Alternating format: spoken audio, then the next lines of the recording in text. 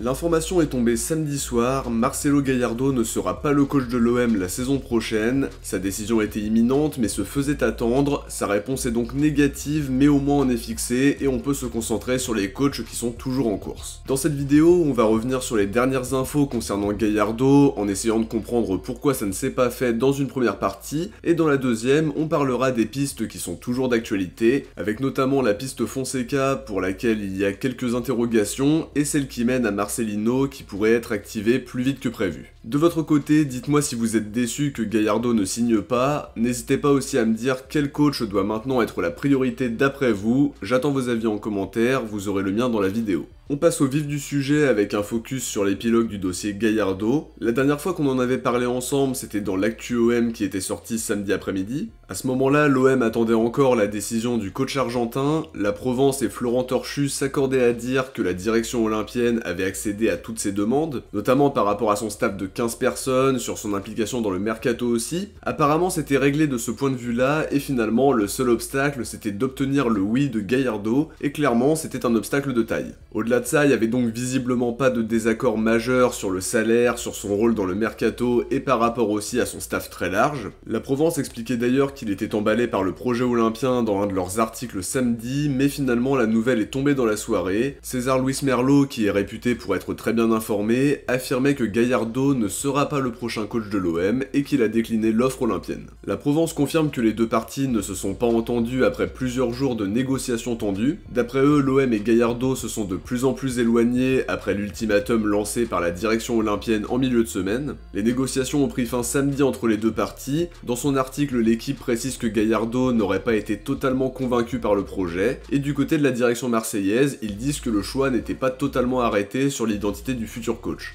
En tout cas, ça confirme les infos de la Minute OM et de RMC qui expliquaient que l'OM et Gallardo n'étaient pas aussi proches que ce qui était parfois dit et que l'OM négociait avec au moins deux coachs dans le même temps. Pour tenter d'expliquer les raisons, on peut déjà tenter de synthétiser les infos des différents médias. Le club aurait confié à RMC que Gallardo n'était finalement qu'une piste parmi d'autres et que des négociations beaucoup plus avancées avaient eu lieu avec d'autres entraîneurs. Ça donne un peu de poids à la thèse de l'écran de fumée, mais personnellement je pense qu'il était vraiment la priorité de la direction, mais que pour X ou Y raison, ça ne s'est pas fait. Dans ce genre de dossier, on entend beaucoup d'infos, mais tout le monde y va aussi de sa petite déduction. Mohamed Bouafsi a clarifié les choses dans un tweet dimanche matin. Gallardo avait apparemment une offre orale de l'OM depuis lundi dernier. La direction aurait fait plusieurs pas vers lui, mais il n'aurait jamais vraiment répondu, et la direction a fini par lâcher l'affaire. Une info qui va dans le sens de celle de RMC, la direction marseillaise n'a jamais senti un grand enthousiasme de la part de Gallardo. Ils n'ont pas senti qu'il voulait absolument venir, et à chaque échange, il mettait finalement de plus en plus de temps à répondre et ça a fini par agacer un peu tout le monde. De l'autre côté, Germán García Grova affirme que Gallardo a vraiment apprécié l'intérêt marseillais mais qu'il n'était pas encore prêt à 100% pour débuter un nouveau challenge. On entend finalement beaucoup de sons de cloche différents mais ils vont tous dans le même sens. La piste Gallardo est refermée et il ne sera pas le futur coach de l'OM, sauf incroyable retournement de situation qui paraît plus qu'improbable. C'est une petite déception qu'il ne vienne pas parce que son profil était vraiment intéressant, un jeu séduisant, des qualités dans le management,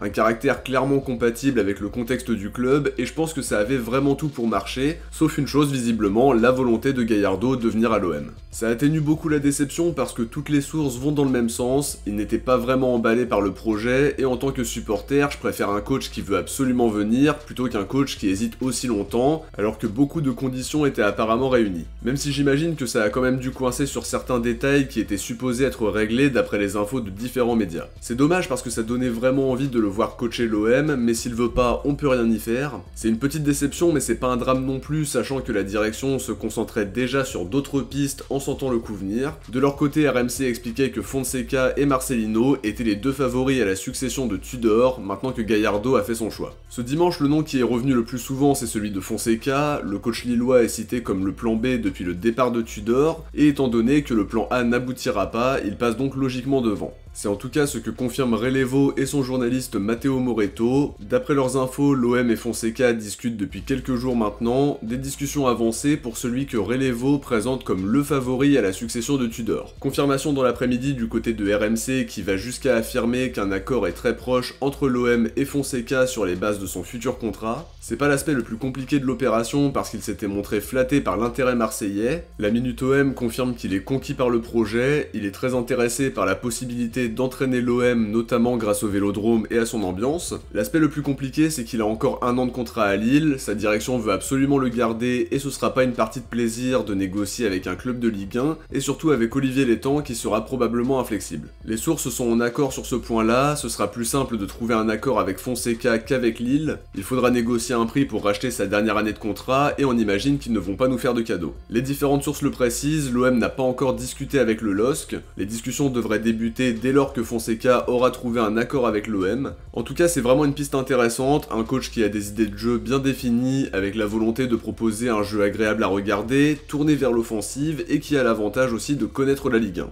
On sait ce qu'il vaut au vu de sa belle saison avec Lille, je pense aussi que ça peut matcher et que ce soit Gallardo ou Fonseca, ça fait clairement un plan A et un plan A bis de grande qualité. Je donnais plutôt ma préférence à Gallardo par rapport au succès qu'il a connu avec River Plate, j'étais curieux de voir ce que ça pouvait donner à la tête de l'équipe parce que ça me semblait vraiment OM compatible pour le coup. Pour Fonseca, je parle de plan A bis entre guillemets parce qu'il a toujours plu à la direction et c'est clairement pas un lot de consolation, bien au contraire c'est un choix qui aurait beaucoup de sens et un coach qui va cocher pas mal de cases dans l'intensité, le jeu vertical, le pressing aussi. Après c'est un dossier très compliqué pour les raisons qu'on a citées un peu plus tôt, Lille n'est pas vendeur mais si Fonseca et la direction marseillaise se mettaient d'accord ça pourrait mettre la pression sur les dirigeants du LOSC, mais quoi qu'il arrive ça aura un prix et Lille sera peu flexible parce que leur position est claire, ils veulent absolument qu'il reste. L'intérêt marseillais lui plaît apparemment beaucoup et apparemment il veut vraiment venir, ça fait toujours plaisir en tant que supporter de voir de l'enthousiasme chez nos futurs recrues ou nos futurs coachs, c'est de bon augure même si pour le moment il n'y a rien de signé du tout, si notre projet lui plaît c'est déjà un grand pas.